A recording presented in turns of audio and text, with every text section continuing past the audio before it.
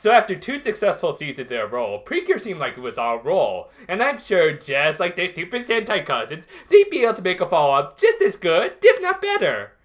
Right?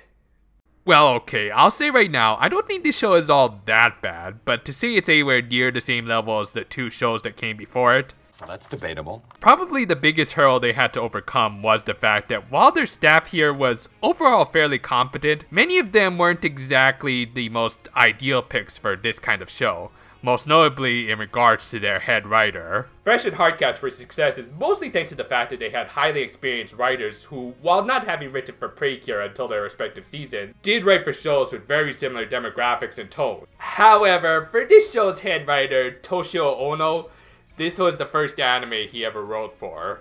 He would go on to write for Gatchaman Crowds and Suritama, which we'll discuss next time, as well as his general writing style. But the fact of the matter remains, we've got a head writer who's still very green when it comes to writing for anime. Still, as long as we have a good director to pick up the slack, I'm sure everything will work out. So, who do we have at the helm? Munehisa Sakai. Alright, let's see what we've got here. Alright, he directed a few episodes of Hardcatch, and would go on to do the same for Smile. Has he ever directed a full-on series? Oh. 2 seasons of Sailor Moon Crystal. The first 2.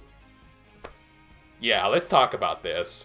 Even though I was never really a fan of Sailor Moon growing up, as an adult, I can't say I appreciate it, and I can safely say that Sakai butchered the first 2 major story arcs of that series with dull characters and subpar animation, especially considering it was a bi-weekly show. Then again, you could give Toei half a year to work on something and they'll still turn out rubbish. Kudos to Chiaki Kon for salvaging that anime. Which, while we're on the subject, I can't be the only one who wants to see Miss Kon direct a Precure, right? I mean, I think she'd be a good fit. Sure, we might end up with a few yandere cures, but hey, I think based off of the manga, it's really only a matter of time. But I digress. I think Sakai works best as an episode director. I mean, looking back at those episodes of Hardcatch and Smile I mentioned, they're some of the best of their respective seasons. I think he's good, just not ready for the workload that comes with being a series director. Still, in spite of all of that, I don't think this season is bad. In fact, it has some significant high points. What are they? Well, let's take a look at the first 9 episodes of Sweet Precure to find out. Yeah, I know, a lot fewer episodes than usual. I'll explain why at the end.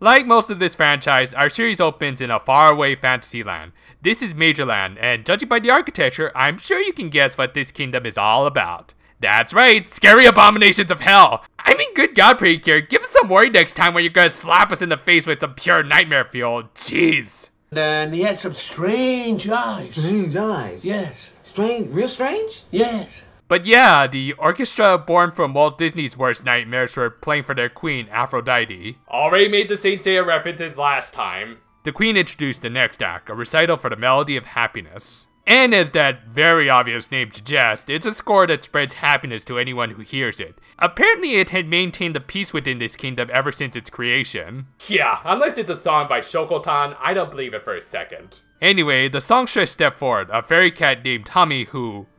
Kotono Mitsuishi? Why does that name sound so familiar? Oh yeah, Excel and Sailor Moon, I was just talking about you. Though really, you'd want this to be your main songstress?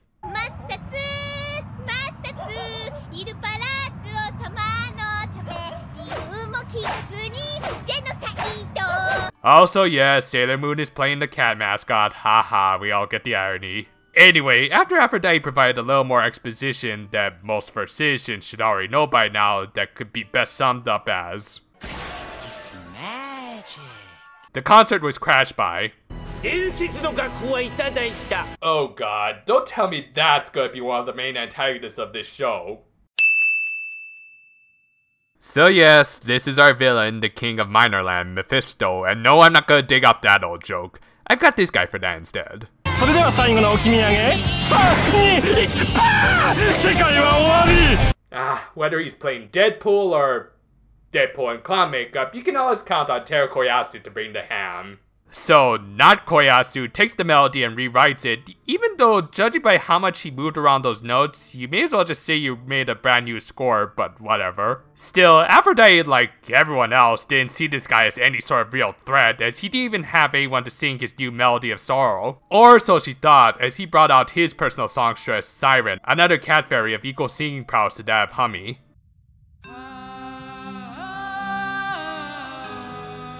Though that does not sound the least bit like Megumi Toyoguchi, not unless she developed an extra lung.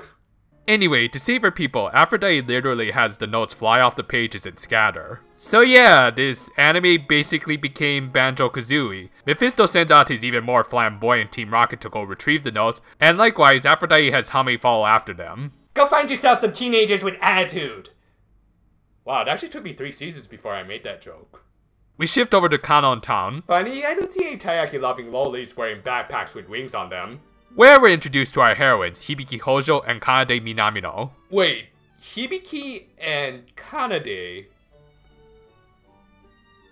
And this came out after this, right? Nah, it's just a coincidence.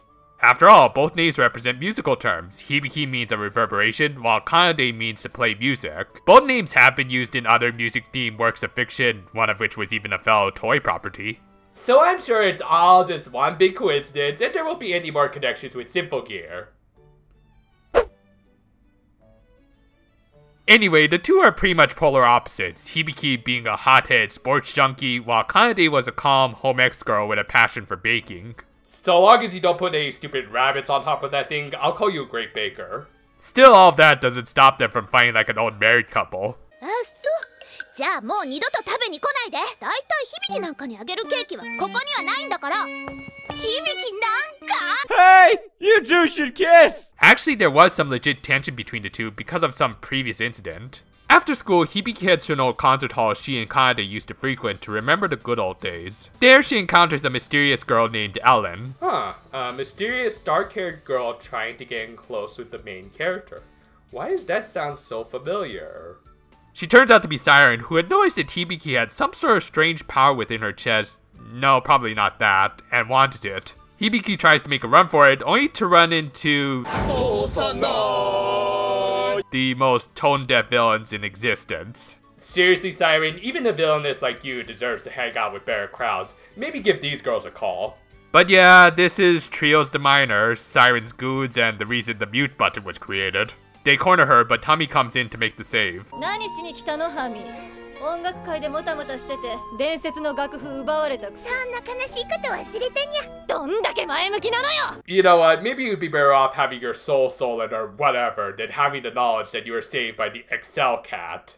Kanade, who wanted to use the record player at the concert hall, also ended up stumbling upon this little charade, and as it turns out, also happened to have the same treble clef symbol within her as Hibiki. The villains tried to steal them, but as it turns out, that's easier said than done. As a result, their focus instead shifted to Kanade's record and a stray note that had latched onto it. Siren then reveals her ability to turn notes into evil negatones that possess any nearby objects, in this case Kanade's record, and form a monster of the week. Seeing the record that the two grew up listening to together being used for evil enrages both Hibiki and Kanade to the point that the G-glyphs within them grant them their transformation trinkets. Using them in combination with their little toy figurines, Hami's fairy tones, the girls transform.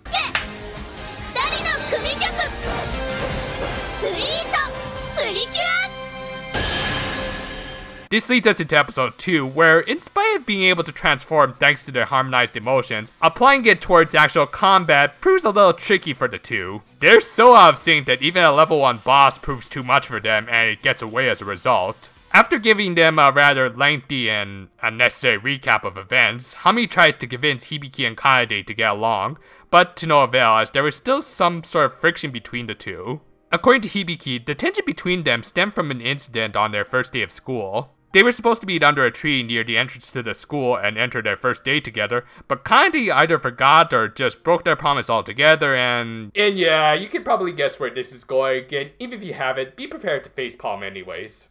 The next day, coincidence of coincidences, a little girl was waiting to meet up with a friend underneath the very same tree Hibiki waited at, and apparently had been stood up too. Or not, as kinda revealed there was another entrance with trees in front of it, and would you look at that, Erika found her Tsubomi. Seriously, I can't be the only one who thinks this is a subtle shout out to the previous season, right? But yeah, as it turns out, this was the tree Kanade waited under on the first day of school, so it was all just one big misunderstanding. Wow, what a pointless squabble. Seriously, you never bothered to talk it out, or hell, even realize that there's more than one entrance at this massive school? Going by their ages, these two have been going to this school for at least a year now, so you'd think they'd eventually put two and two together. Not exactly the best first impressions for our heroines here, folks. Well, whatever, at least their follow-through was good with them looking over the girls they just helped. Realizing that preventing innocent souls like them from crying were far more important than their little squabbles, the two transform and have their first proper fight. That is after Siren gets way too close to the camera. Jeez, I think we found the precursor to wide-angle lens Miyuki. They put up a much better fight, at one point even turning the monster made from their precious record into a jump rope. Wow, even Sean and Ed took better care of their records. Now, some of these are limited. What was that? I think it was Blue Monday. Man, there was an original pressing. They finish it off with a classic Precure dual finisher and collect their first purified note. The sweet Precure team was now officially formed. Episode 3 opens with Hibiki getting an R. Dorothy style wake-up call, because her dad is too thick-headed to realize when his headphones aren't plugged in. Seriously, the guy's a music teacher and yet he doesn't have ears sense enough to realize when sound isn't coming from his headphones. Also, why would you wear them like this? It's just awkward. Oh, but we're not even getting started on why this guy sucks at both of his jobs as a father and a music teacher. Oh, would you look at that, early previews from Mahotsukai. But yeah, Hibiki's horoscope tells her she was gonna have a bad day. Though I think every day would be a bad day if I saw this loon at the breakfast table. Anyway, this episode also sees the introduction of Masamune Oji, Hibiki's upperclassman, and a guy whose surname literally translates out to prince. Why?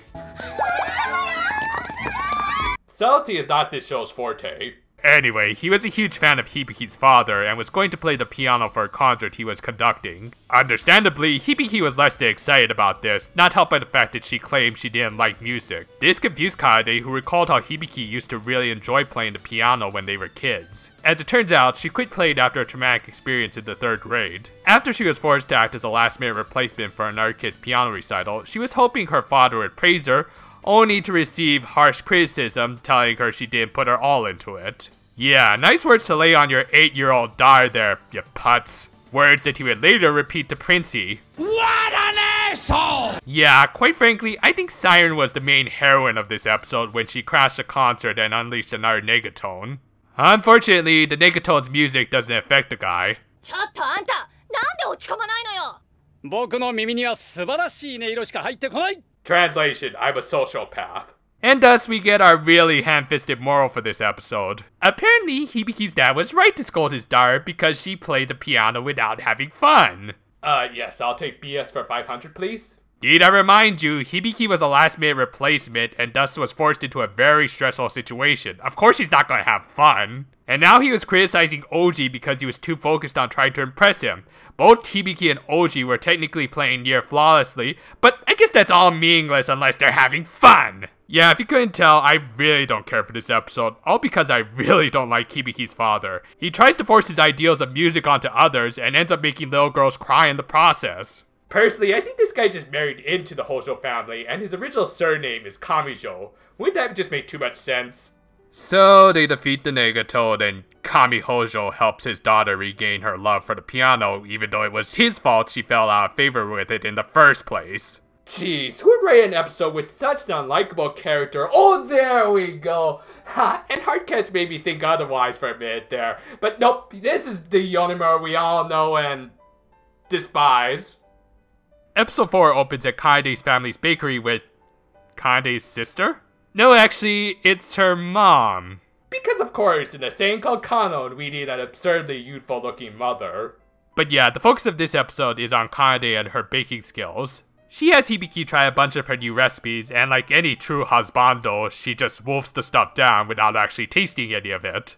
Note to self, keep Hibiki away from Ichigozaka, she'll get diabetes.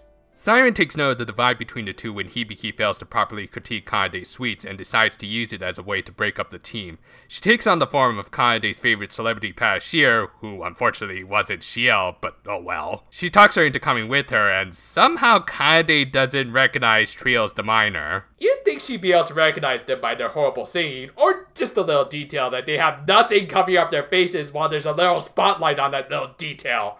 I hate when anime does this. Anyway, while baking cake, Siren gives Kanade some very black cream.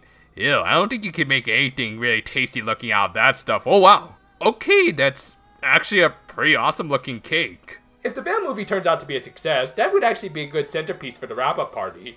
Anyway, Siren tries to get Kanade to believe that hanging out with Hibiki will only diminish her baking skills in the long run, while Trio's the minor provide the BGM. Have I mentioned yet how much I hate these guys' singing? The next day, Kanade recreates the Venom cake, impressing everyone, including the president of her club, Seika Higashiyama. Who, fun fact, in between the original TV broadcast and the DVDs, got her hair dyed. No, actually, it was a minor animation error that they fixed. At least it was only one of the few animation errors on the Sakai's watch.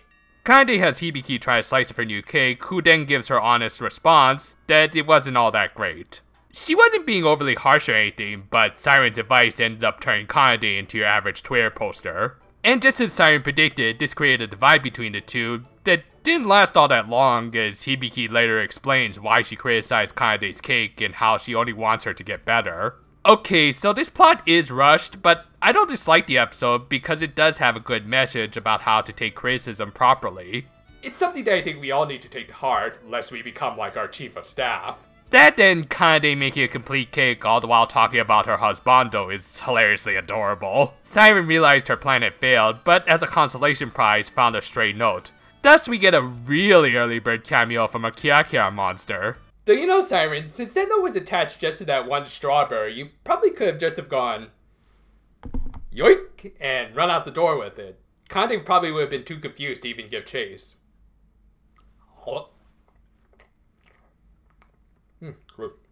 Well, whatever. They defeat it, and the episode ends with Hibiki enjoying some slightly smashed cake. Well, at least we learned one important thing by the end of this episode.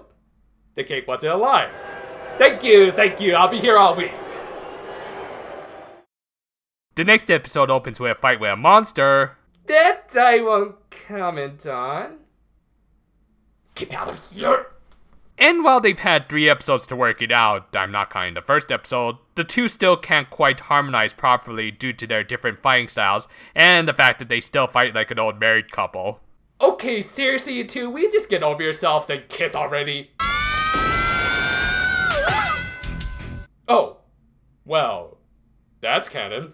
So, putting that little bombshell aside, they supposedly defeat the monster off screen, since we don't see it later in the episode. But it was still a close call, especially since they failed to use their finisher at first. Hami suggests they have to improve their harmony power, even though she can't exactly explain what the hell that is. And thankfully, she gets a rightful beating from my favorite character in Moana.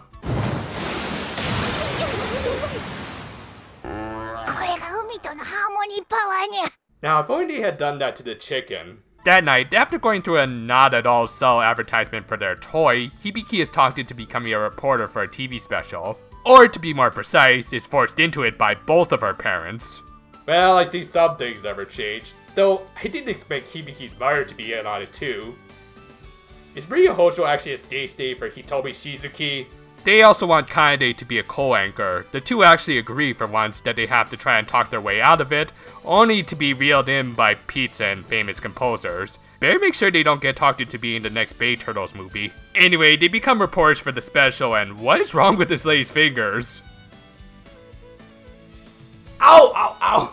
Well, that aside, this scene is legitimately hilarious, mostly because I imagine this is what their actors are like IRL. Moreover, it ends up helping the two better harmonize with one another, with Kanade's organizational skills covering for Hibiki's lack of focus, and Hibiki's assertiveness helping Kanade push through some more, stressful interviews. It's all good stuff that actually makes this episode one of my early favorites for the season. Meanwhile, Siren comes up with actually another decent plan of using the TV special as a means of broadcasting the melody of sorrow to a larger television watching audience. Granted, this is a plan that would have only worked a few years ago when this originally aired. But again, like all times previously, she abandons this plan after finding another note. Though not before she acts like a total goober, again, like all times previously. Well, whatever, the Precure defeat the MLTW with their improved teamwork, and Siren's TV debut goes over worse than even some Fox pilots. Episode 6 opens with, This cat has no rectum. Well, anyway, the focus of this episode is on Kanade's little brother Sota, who also introduces his classmate Ako Shiabe. Shiabe is her last name, not her first. She mocks both of our heroines for expecting return gifts for the upcoming White Day. Normally I'd call characters like her little brats, but she says it all with such wit and cynicism that I actually have to kind of applaud her. Besides, she is one of the few Toei kid characters who actually acts her age. You know there's a big difference between a 5-year-old and a 10-year-old, right, Toei? Then again, I don't think you can even write your 20-year-olds right. No, the real brat of this episode is definitely Sota, not helped by the fact that he's voiced by freaking Kobayashi.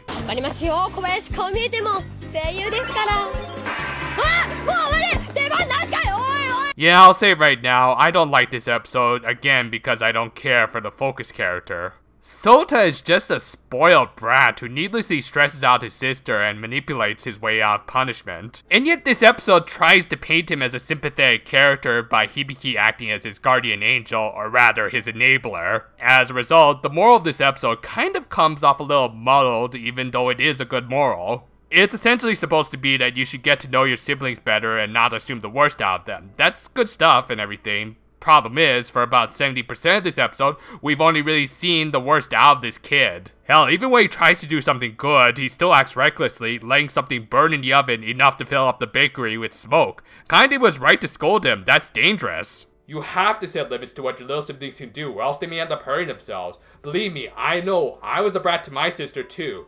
And yet, kinda is treated like the villain through most of this episode. Oh well, at least Sota is able to share his White Day gifts with the girls, which turned out to be...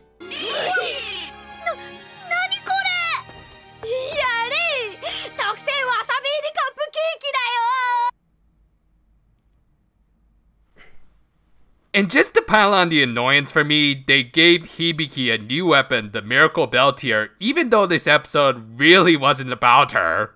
If you want to see a good example of how to do this episode right, go watch the Sisterhood social episode of MLP. Whatever, next episode.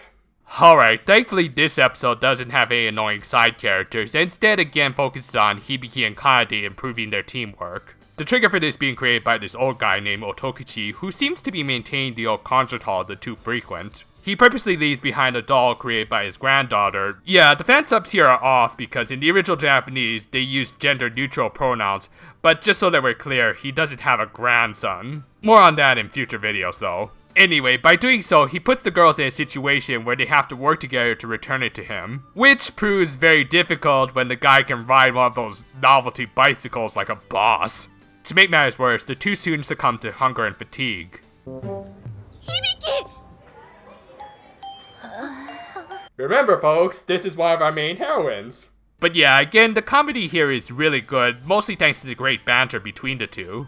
Through their day, they even learned some new tricks that they apply to an MLTW fight with a Negatone-possessed Otokuchi doll. Damn, ragdolls and Precure all seem to get a bad rap.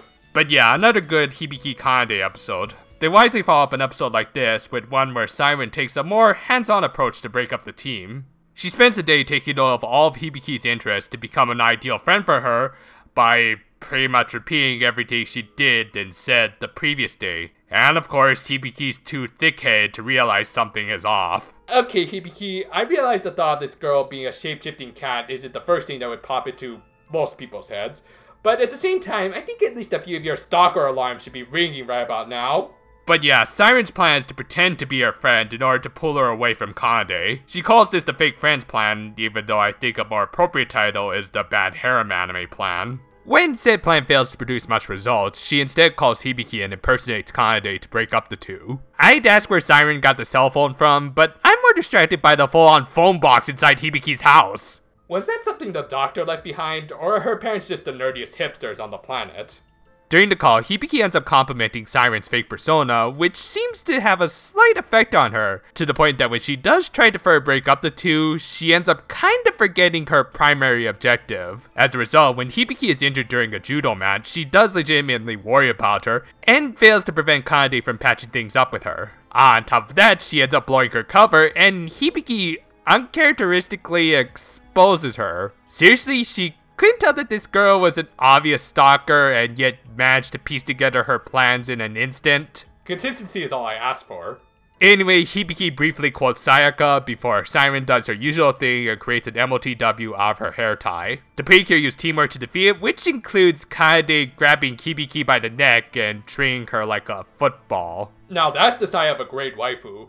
Still, after this fight, Kanade is feeling out of the loop since her partner has been dealing the finishing blows with her fancy new toy, her legit weapon, for the last few episodes. She even has a nightmare where everybody but her has a Beltier, including the villains, Hami, and even her little brother. Shouldn't yours be crescent moon shaped and yours a fish? What kind of life am I living if I have encyclopedic knowledge of magical girl wands? Anyway, Kanade spends the episode trying to figure out how Hibiki got her Beltier before her. What, is it obvious? You just have to go through a really convoluted life lesson with your little brat of a brother. Unfortunately, Kanade doesn't pick up on this and instead gets the bright idea to emulate Hibiki and her completely different skill set. It goes about as well as you'd imagine. Meanwhile, Trios the Minors suddenly become competent and manage to amass a large amount of notes, and yet Siren doesn't praise them at all. Considering how much you struggle just to acquire one note every week, I don't think you have any right to look down on these guys. To prove my point, after they find another note attached to a cherry blossom petal this time, she turns it into an MOTW, and you can guess where this is going. Still, at least it proves to be a good platform for our heroines to work out their issues. Early on in the fight, the MOTW manages to severely injure Hibiki's right arm while protecting Kanade. Feeling guilty over this, Kanade reveals the real reason she wanted to acquire a Beltier. She just didn't want to hold Hibiki back anymore. To which Hibiki assured her that's not the case at all, because they're a team. When one of them needs help, the other will be there to bail her out, because they're one and the same. Those words remove all of Kanade's previous insecurities, giving her both a new resolve and a new Beltier, hers being the fantastic Beltier. So, loving fathers across Japan not only had to buy the transformation trinket, but also 2 different weapons in just the first 9 episodes. Ooh, there's a nice hole in your wallet. They defeat the MOTW, and the two reinforce their teamwork the only way a music-themed magical girl duo can.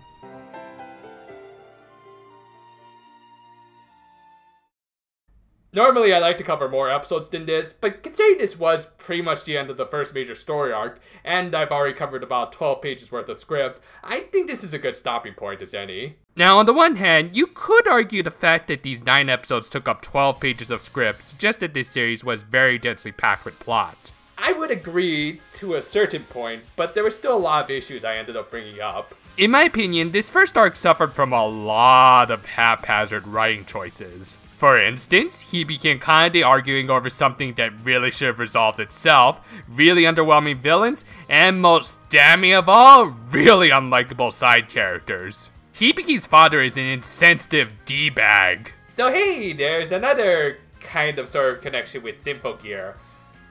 Granted, this guy's much worse, but still. Sota was an insufferable little brat who got away with murder, but worst of all was Hami. Yeah, I tried to hold back on clips of her, mostly for my own sanity. Because on top of having an even shriller Usagi Tsukino voice, she just does very little to support the Precure. I had my problems with the pooping fairies, but you know, at least they did their damn job and provided much needed exposition and explanations on how the Precure powers worked. My issues with Hami could be best summed up with this one scene from the 9th episode. It's the scene right before the monster attack where Hibiki and Kanade are just sitting down and the latter almost reveals her insecurities to the former. It's actually a very nicely framed scene that would have been perfect had Hami not killed the mood by chasing a damn butterfly. This is actually what a lot of the side characters in the show feel like to me. Needless distractions, just there to make sure the kids watching are entertained even though there's perfectly good content right there. That's what ended up happening in the 6th episode, where the focus should have been on Hibiki getting her belt here, but instead she had to share time with Sota's brightness and the introduction of Akko. Compare that with Kande's belt here episode, and it's pretty much night and day in terms of quality. Really, most of the events of these first 9 episodes could have easily just been held on the shoulders of our main characters, and also maybe a little bit of Siren, but more on that next time. Still, while they need to work on their crime fighting skills, just in terms of synergy, Hibiki and Kande were probably one of the better Precure teams of the 2010s. Granted, that's not a tough competition, but still. Their chemistry was great, helped by the fact that they didn't always get along. Now, I've heard some people complain that they fought too much, but honestly, who out there hasn't fought with a close friend, especially one you only recently repaired ties with? Yes, the reason they broke up in the first place was stupid, but regardless, I did really like this more realistic depiction of how close friends interact.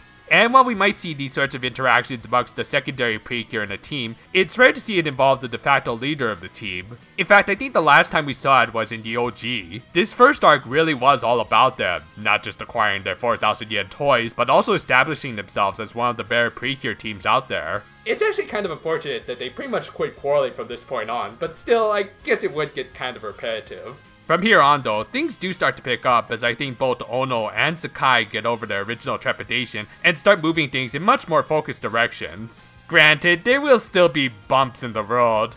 Oh, I'm gonna save up my rage for next time. However, just seeing Hibiki and Kande come together to play the piano at the end of episode 9 gives me more than enough reason to recognize them as a true Precure team. Next time though, we're going to start off right off the bat with a lengthy story arc that I did want to cover in its entirety, hence another reason why we're stopping at 9 episodes. Look forward to it as we cover the introduction of another heroine, or two, and until then though, farewell for now my friends, and... Oh, it's an invite for Major Line's next big performance. The Bug-Eyed Instrument Group's performance. Decline.